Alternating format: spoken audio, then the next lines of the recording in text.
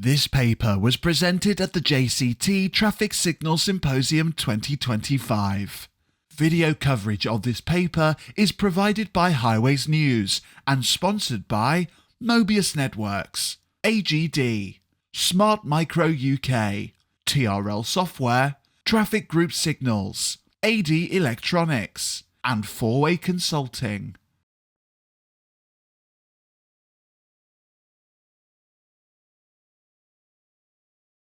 Good morning, everyone. So today I'm going to present a project we have been working on in Blackpool with Blackpool Council, E.ON, Pelfishman, Swarco, Smart Micro and Simplify Systems.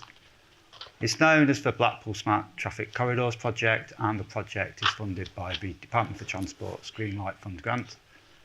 We started working on the project in late 2024 and it's due for completion at the end of November this year, hopefully. Does that work? Yeah. So this is Blackpool, for those that don't know, the Vegas of the North. It's one of the UK's most iconic seaside resorts. It's got vibrant attractions, a rich history, and has a role as a cultural and leisure destination. Population in the town's approximately or circa 141,000, and the town's famous for, well, the Blackpool Tower, its illuminations, the Pleasure Beach, and its trams, and other things as well, I'm sure. So with 20 million annual visitors to the town, it experiences a unique set of opportunities and challenges. And over the decades, Blackpool's traffic management systems have relied on traditional approaches, and the current method of traffic signal control along key routes in the town is semi-adaptive fixed-time urban traffic control plans using gap-out and demand dependency.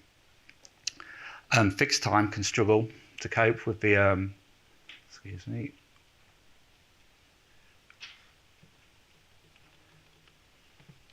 struggles to cope with the complex traffic patterns that arise in the town from sort of seasonal surges, major events such as BBC Strictly Come Dancing and its growing community. So recognising this, Blackpool Council embarked on the Smart Traffic Corridors project to modernise the town's traffic control using evolving and modern technologies. So by leveraging both historical and real-time data, the project aims to deliver a traffic management system using these technologies that is responsive to current demands and also scalable for future needs. Nothing's not working, bear with me, I broke it. Okay, so Blackpool's traffic signal assets, they're maintained by its PFI partner E.ON, and since the PFI began, Blackpool Council have invested in additional smart traffic management systems such as ImCity, which is currently in the process of being upgraded to Swarco's MyCity. I think, to be fair, I think it's pretty much there now. And along its key routes, Blackpool have some obsolete traffic counters. And as part of this project, these counters have been upgraded with new innovative above-ground radar detection technology. The detection will act as data collection hubs, providing the council with real-time data, such as classification, volume, occupancy speed, etc. And the data collected from the new radar detectors will be pulled into the MyCity database. Through using MyCity's Strategy Manager application, we'll be able to create intelligent strategies which will automatically select fixed-time UTC plans based on the data being pulled into the system from the on-street radar, and the detector's ability to classify sustainable transport modes will, in the future, allow priority of these modes along the routes through making them more attractive to users.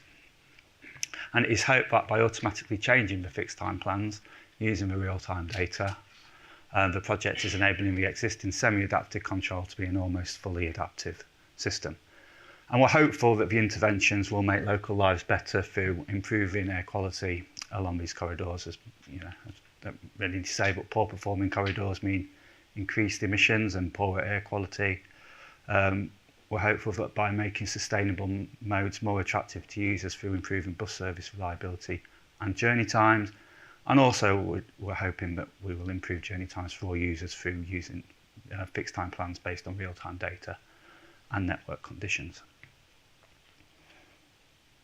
So on the project, we're looking at 5 routes shown here. We've got Route 1, which is Plymouth Road, shown in the purple. So Plymouth Road is part of the A587 route, which links the north and south of the town and is one of the main routes to the promenade.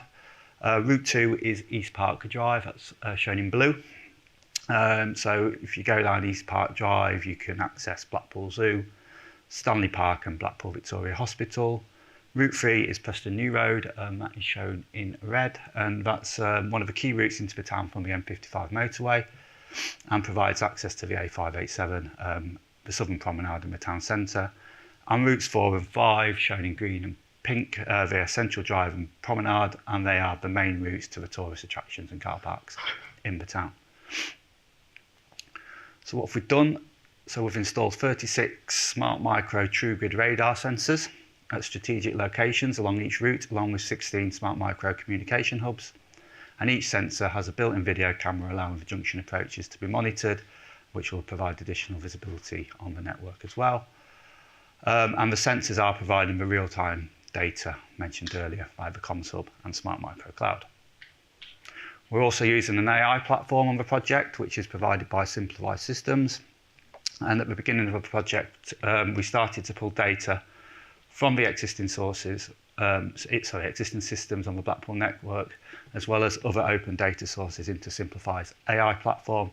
We're currently gathering data from Blackpool's existing Bluetooth journey time measurement equipment, which is BlipTrack. We're getting data from the existing car parks detection. We're pulling in BODS data, so we're receiving bus timetable and vehicle location data for every local bus service in the area.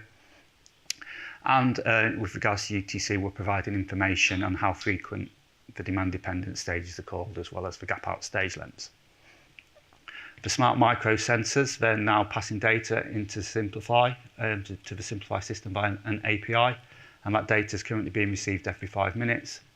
And we're also looking to incorporate INRIX data as well, but there's a bit of work required to understand the INRIX link locations before this data can be used. But once we have this data, then it should be hopefully provide some really useful journey time information. So using this data then, Simplify have been assessing the network, and from the data being received and analysed, Simplify are currently in the process of developing some fixed time UTC plans based on the various network conditions, and Simplify have also kindly allocated some night numbers for each site for us. So as mentioned, Blackpool's existing urban management and control common database, ImCity, has been upgraded to Swarco's MyCity. This was funded by a separate project. It wasn't funded by the Smart Traffic Corridors project.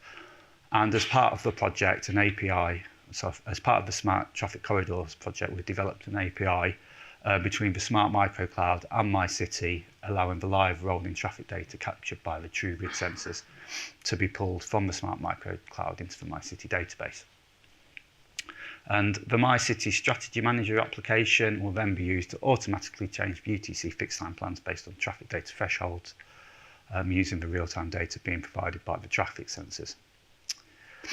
As mentioned, the data thresholds and fixed time plans are being developed using the data provided by Simplify AI and will be triggered by the live traffic data being received from the Smart Micro Cloud. So this slide shows the how the system architecture will look upon completion, with some potential future developments. The red shows Blackpool's existing systems, so we've got Blackpool, BlipTrack, car park data, got weather stations, Calara, VMS PGS, UTC system is UNEX UTC UX. The yellow shows what is about to be implemented or has been implemented as part of the Smart Traffic Corridors project. And the blue links show potential developments. So, for example, we have weather station data, but that data currently isn't being passed into MyCity or Simplify, but it is an aspiration. But once we have this data, we can then look at developing fixed time plans for certain weather conditions as well. Progress to date. So we're currently with the data from the existing systems on the network is being fed into Simplify, and this exercise has also identified any issues with those systems. So, for example, some of the BlipTrack devices weren't working, but this exercise identified those that weren't, and the project has helped to sort of resolve this issue. The BODS data is being fed into the Simplify system, and that's allowing identification of the bus pain points along the routes. The True Grid sensors, as mentioned, and the comms hubs are all installed, commissioned and passing data into both Simplify and MyCity. This data is currently in the process of being validated. We've got a couple of links that need looking at.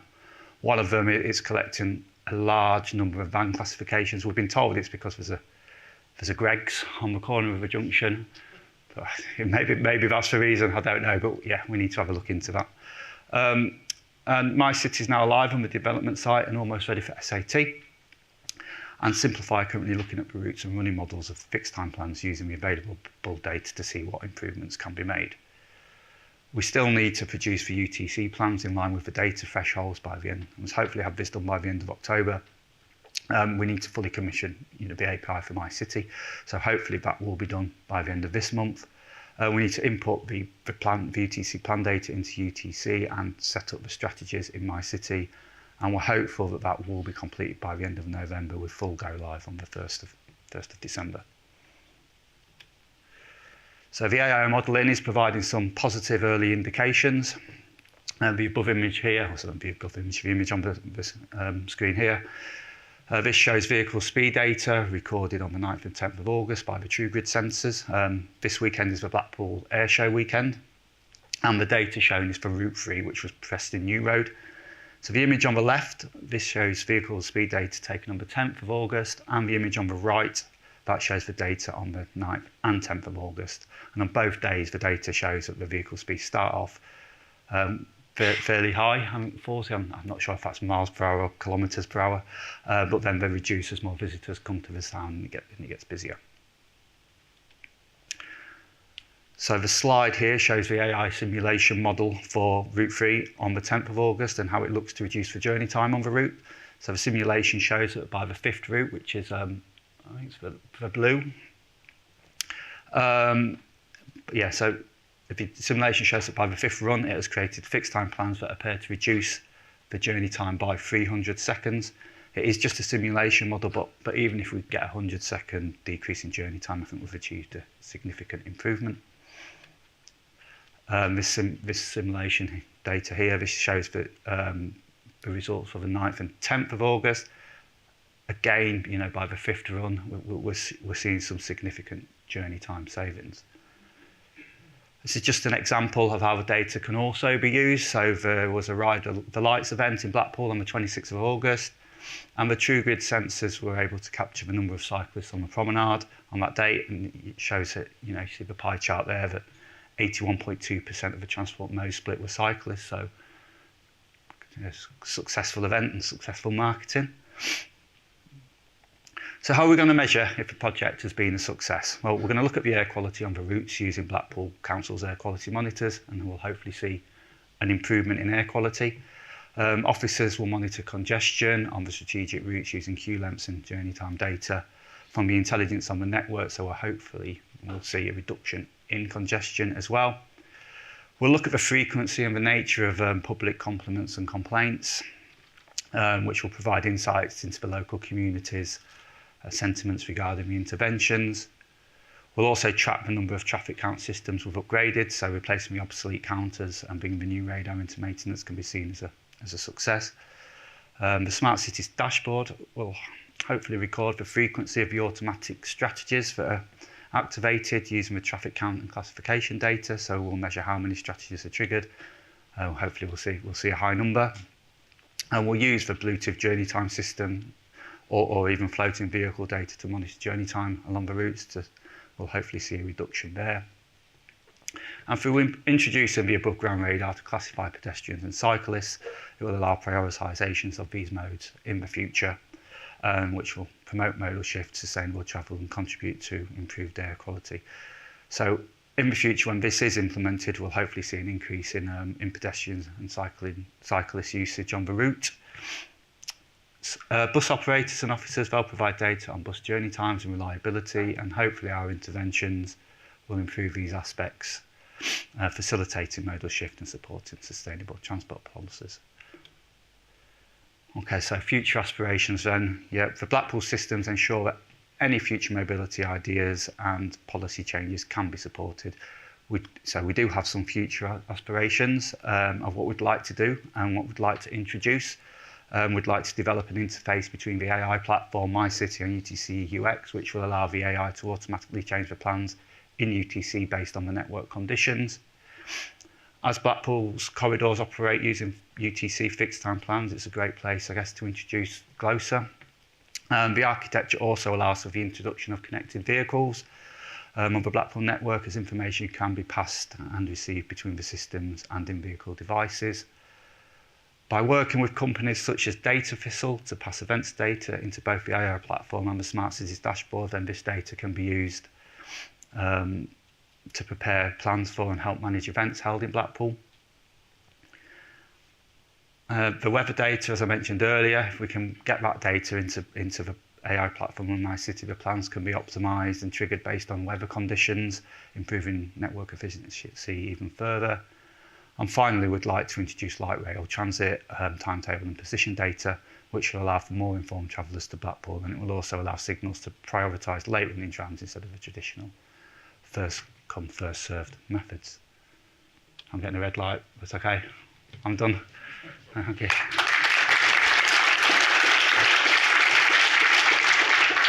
Thanks very much indeed, Shane, for a very interesting presentation and lots of exciting futures planned. Hopefully. And I was very pleased to see like the GLOSA there. Yeah. That's shown to help with the coordination of traffic, smoothing of traffic to get the pollution benefits. Any questions for Shane? Wow, no questions. Yes, one here.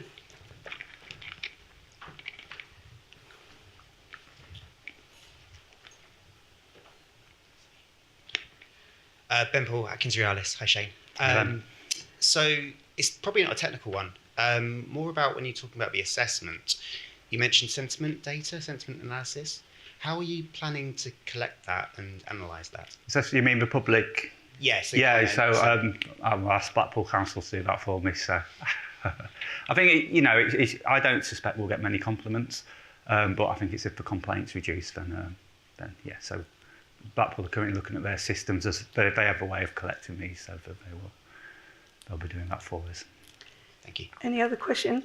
In which case, I can ask a question. You know, when you said you're going to collect the weather data, have you any sort of anecdotal experience at the moment that the weather affects, say, the movement of the routes that people take, maybe away from the beach area when it's wet and towards, amusements? I mean, do you have any feeling for that? Not at the moment. I just think it's just at the moment, the more information we get, the better. And I think once we have that data, then we can use the AI to assess that for us and see if there are any trends.